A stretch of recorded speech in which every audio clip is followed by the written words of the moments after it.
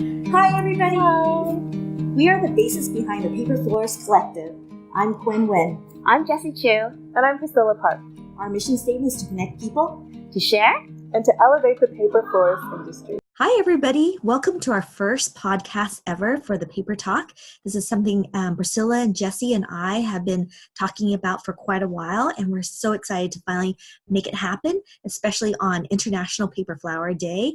And so we have here with Priscilla and Jessie, and can be a lot of intimacy, a lot of heart to heart, a lot of personal stories, and podcasting is a perfect space for this. Yes, so true. I'm so excited. And the reason why we're doing this podcast is I find so much enjoyment talking to Priscilla and Jessie almost every single week. And we want to share our findings, our talks. Not only do we talk about business related, we talk about techniques, we talk about all sorts that are paper related, and we want to share it with you guys. Also be highlighting paper florists within our community so you can learn more about them, and we can all learn tips from each other, learn about our different backgrounds, and it's just going to be a really great platform. Yeah, and we're so excited to share it with all of you guys. For our first podcast, my generous neighbor, Jerry Kier, is sponsoring this episode. So thank you so much, Jerry, for making this first episode happen for us. So, hi, Wendy. How are you doing today? I'm doing well. How are you guys?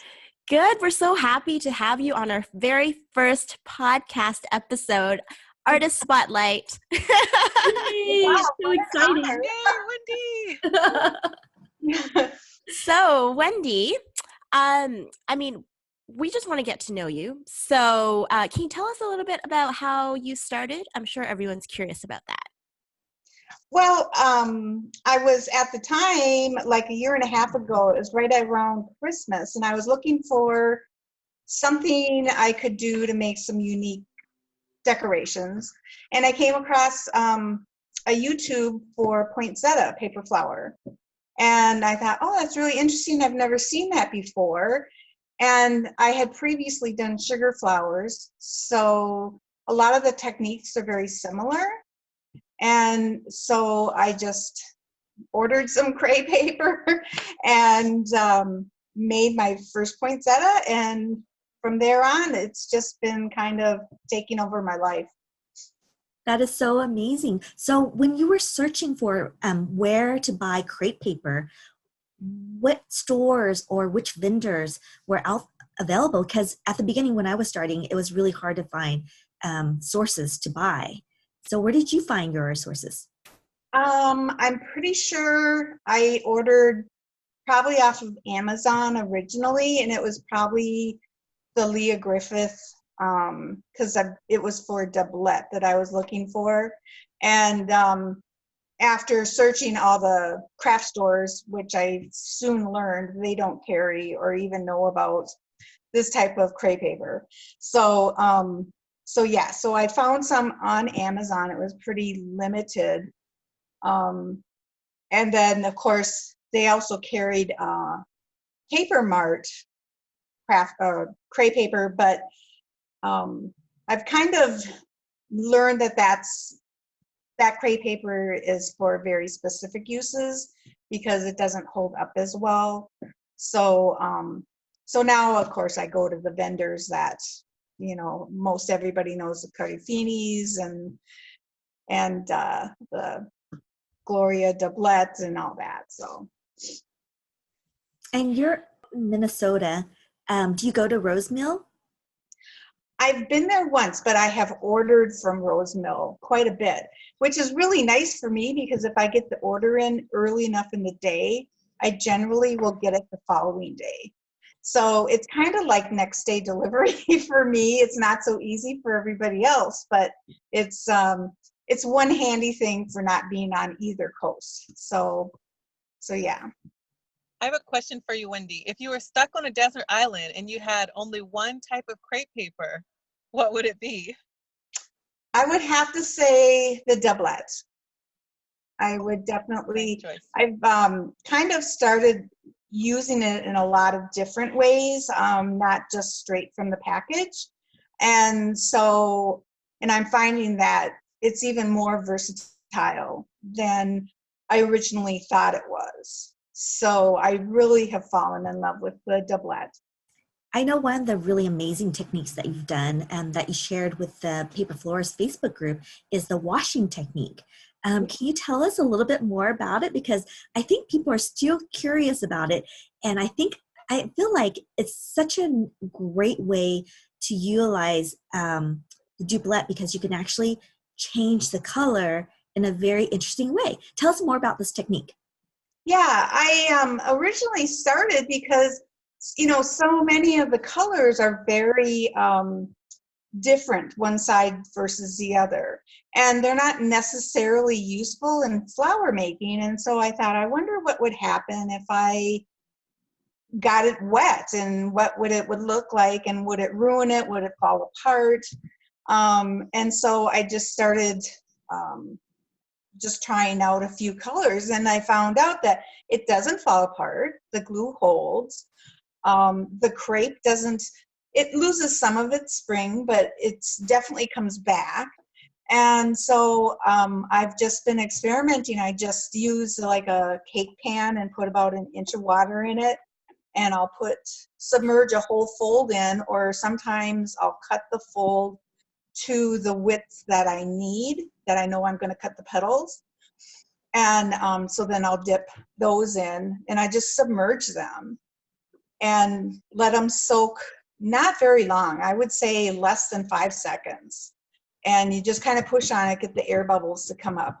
And then I just take it out and kind of squeeze gently. And I generally will put them on, I've got watercolor papers, big watercolor cardstock, whatever. And so I'll let them dry on that. And as they're drying, I'll kind of open. Now that it's nicer out, I can put them outdoors so they dry faster. And one thing I've found recently is that a lot of the color bleeds out, but not so that there's no color left. There is a lot of color in that crepe paper. So, and it, soaks into the watercolor paper. Well, if I planned it out right, I can actually transfer some of that color into my next batch, which maybe I just want some highlights. So say I do a pink, and then I'll maybe do like the peach or apricot, and then I'll dry that on there, and it'll pick up some of that peach or some of that pink color. So it's really fun to try some different things. I love that so much. My head is exploding right now with ideas how to take this on to the next level. That is such an incredible tip that you just gave to us. Thank you so much. I'm really inspired by that. Yeah. I've even ripped little pieces and put them inside the fold before I've wet it, and then I'll put it in, submerge it, let it dry. And then those little tiny pieces will then bleed into the color. I mean, there's just really a lot of things that you can do with them, with doing this technique. So. Okay, one quick question. So I know your full-time job, you are a lab tech, or you're a lab tech. How does that profession help you be a better paper florist? Well, to be a lab tech, you have to be, I think typically lab techs are very OCD, or even kind of very regimented. I know most lab techs, they have their bench set up in a very particular way. And, the pencils have to be right here. And, it's just atypical of that. We don't like to work in a mess. So I think that has helped me in doing this, because I work very similarly like that at home.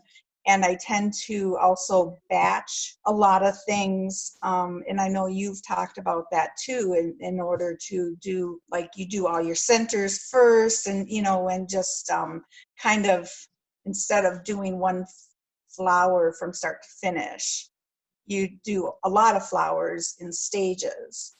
And that's very similar to what we do in the lab field. So that's kind of second nature for me, and it doesn't make sense to do it any other way. And I have a question for you, Wendy. Everyone always wants to know, how to balance work and family. And since you have a full-time job not making flowers, and you make tons of flowers, what tips would you offer for people how to balance that, family work life? I have to say I'm very fortunate that I have a supervisor who understands that there isn't always work to be done. I work in a very small clinic and not in a hospital setting. And so I do have a lot of downtime. So I am constantly bringing things to work where I can like cut all my petals or do my fringing or even, make some flowers all the way from start to finish. So I have a very colorful lab, which is not typical. and a lot of people have come in, they'll see this stuff and they'll be interested. And so I get to talk about it. And so in a sense, I kind of get to educate people. And at home, my husband's he's very understanding about it. And we don't have children, so I don't have that struggle. I think it would be very hard if I had children. I think it's hard for working moms to find all that time for everything. Yeah, my hat's off to Jessie and Priscilla for having kids and being able to juggle being a paper florist and doing all these amazing work all at the same time. You guys are amazing. We have a lot of help. Yay for family help. Yeah. You have to, especially before the kids can actually start helping you. So once they're of the age that they can start picking up the scissors and cutting, then you've got, a work crew that, is right there. Does your husband ever help you? Oh, no.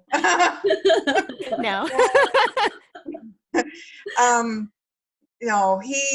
He has very shaky hands, and I guess he's had that all his life because I kept saying, do you have Parkinson's? But and so the harder he tries to do really detailed work, the more his hands shake. So no, he does not really help in the flowers, but he's very helpful in other ways. He does the heavy lifting, so he's great that way. That's wonderful. It's always wonderful to have such great supportive surroundings. Just to delve in a little bit more about your paper flower techniques, you had mentioned a particular type of tool that you use. Can you tell us more about your favorite tool? Yeah, it was a tool I got in a kit when I was doing sugar flowers, and it's a kind of a long, about 3-inch long, I would say very similar to the hat pins that some people use. And so it's sharp on one end, but it has a wooden handle, and it's really easy to hold on to. And I actually use it depending on what I'm doing. I'll use either end. I'll use the needle end for doing the frilling and, and rolling and shaping, but then I'll use the wooden end because it's rounded. I'll use that to kind of put soft curls in and do some other type of shaping. So I've often thought about trying to find someone that would be able to make something like that, because if I lose it, I would be lost. I've tried using the wires like other people use to do, and it just doesn't fit in my hand because I'm used to having that wood handle. So yeah, I recommend it wholeheartedly if anybody finds one. That's awesome. We know that you are trying to do a little bit more on the paper flower world, trying to bring in a little bit more income. And I think when we're interviewing you, you mentioned that you wanted to do more into the wedding industry. Why did you choose doing wedding orders versus doing personal orders or other types of orders? Well, I like the idea of, doing custom orders, so everyone is different. I think because I've done a lot of crafts and creative type things my entire life. And I've, done the craft shows for different things. And I found having to make the very same thing over and over and over again, it becomes a job. And I don't enjoy it. So the idea of doing something original and specific for one person, I find that, really intriguing. And it's more entertaining for me. And also, as someone who, I mean, I've been married now 12 years. And at the time that I was planning my wedding, when you have something in particular in mind, you don't always want to compromise. And I know brides can, they can get that way. And so I just think it would be really fun to be able to give that a bride what they envision for their day, because I know, and I always kind of get choked up saying this and talking about it, because I just think that that's the one day that every woman, maybe men, think of as, their ultimate day. I just think it just fills my heart to think about being able to supply someone with that. I know exactly what you mean. It's just Yeah. a wonderful feeling, especially when you're able to deliver that bouquet to that bride and their eyes light up and that you see them like holding back their tears because it's exactly how they imagine it to be. Right. And for something that they can have this momentum forever, it's just a wonderful feeling. And I think that's one of the reasons why I love making paper flowers. Yep. Yep. And, and I would love to be able to share that feeling with more people. So that's why, I went to the master class, and which opened my eyes to a lot of different things. And so, I really feel like I've gotten more tools to further that. And, because I'm kind of not really an extrovert. And so my dream would be someone would come and knock on my door and say, "Oh, we love your flowers," and the work would be done. But that's not how it is in real life. So I know you have to really put yourself out there to do this. So let's talk about that. I mean, you came to our masterclass. We met you Yeah. personally, saw your flowers. They're beautiful. You speak Yes. so passionately about being involved in the wedding industry. So at this point, where do you see your business growing? You've told us a little bit about, what you've decided to actively pursue. Mm-hmm. So tell us a little bit about that. Why now? Why at this point of your start of your journey did you decide to pursue I guess more a serious investment in your creative path? Kind of, because I don't feel like I have a really long time. I'm, 57. And so I feel like, I can't wait 10 years to see, if I can, if things fall into place and stuff. I mean, I really feel, I don't know, if you want to call it a biological clock, but it's kind of very similar. It's kind of like, if I don't do it now, I'm probably not going to do it at all. Came home, I had a long drive home, so I had a lot of time to think and kind of put what I learned into, and turn it around and look at it. And yeah, I figure now is the best time. I can't wait for something that really I have to make happen. So tell us specifically about what you've decided to do in terms of investing in your business. You indicated that you wanted to, or you are working with a branding consultant. Yep. And also working with someone to increase your, I guess, Instagram following or to improve Instagram. Can you tell us a little bit about that? Yeah, I found some groups on Instagram, and one is the Twin City Collective, which is for women and entrepreneurs and creatives. And so it's, kind of a support system, but it also, they have workshops. And so because I'm not really savvy with Instagram or really any social media, they were offering a one-day intensive course or workshop, and on Instagram specifically. And so I'll learn about, all the ins and outs, because it's just not intuitive to me. Some people pick it up and it just, makes sense. It's not intuitive. I have to be shown how things work. And so So, and then they'll also audit my Instagram page. And so I'm working with a branding consultant who is also part of this Twin Cities Collective. And so we're working on trying to get the logos and the little icons that you use in Instagram. We're working on trying to get that ready so that I'll have it available to me when that workshop comes up. So, so I'm really excited about that. It's really fun. It's just really fun to work with somebody else, and that's creative. And it's your picture, not theirs. Wendy, can you tell us a little bit about the clients that you've had so far, or how you've gotten any of the commissions or orders for past work that you've done?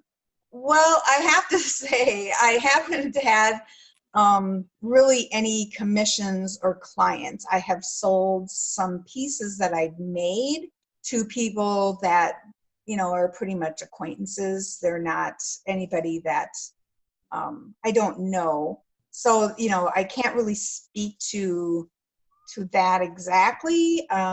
That's one of the things I have to kind of work on. However, I am working with the hospital that our clinic is associated with. They are just building a new gift shop.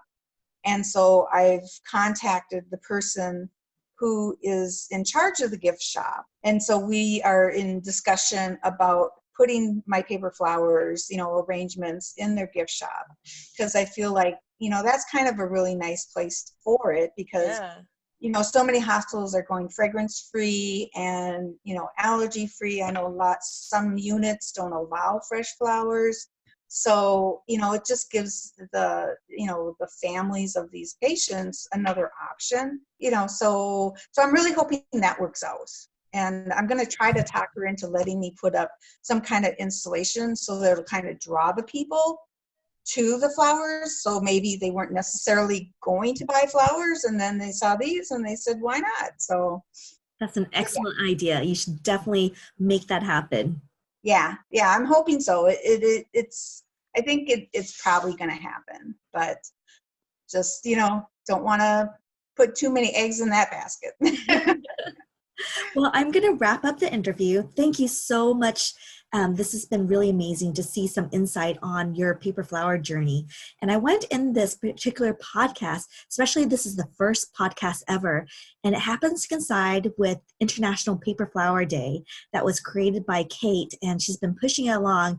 And it's been so amazing to see everybody make posters and share the stories on how they started their paper flower journey. So I want to wish everyone a very happy International Paper Flower Day. And I'm really excited that you are artist spotlight to hop on and do our podcast. And I want to do another shout out to our sponsor, Jerry Kier, for sponsoring the first ever podcast for the Paper Talk. Well, thank you so much. I was really honored to, be asked. I was just really, floored that, because I thought, after going to masterclass, there were so many talented people. And so I'm just really honored that you asked me. So thank you very much. We are so honored to have you in our community. It's been really amazing to see your progress, because I think I've been following you since the very beginning, and just see your paper flowers evolve and change and be what they are now. And I can't imagine what they're going to be looking like by the end of the year. So I wish you the absolute best. I know you're going to do amazing work. And we are here if you have any questions or need advice or tips. We would love to help you along this journey. I know that you guys have been so helpful already. So, and after meeting you, I just know that you're just so genuine and warm that I feel like I can ask you anything. So I really, the whole group is wonderful. So you guys have done a great job. Oh, thank you so much. We really appreciate it. Thanks, Wendy. Thank you so much, Wendy. You bet. You guys have a great day. All right. Thank you so much. Yeah. Bye-bye. Bye. Bye. So that was so amazing to hear Wendy talk about her particular story. And it's just exciting to see people share their work, see their journey. And I just love it so much. Thanks for joining us for this edition of Paper Talk. Priscilla signing off. This is Quynh signing off. And Jessie signing off.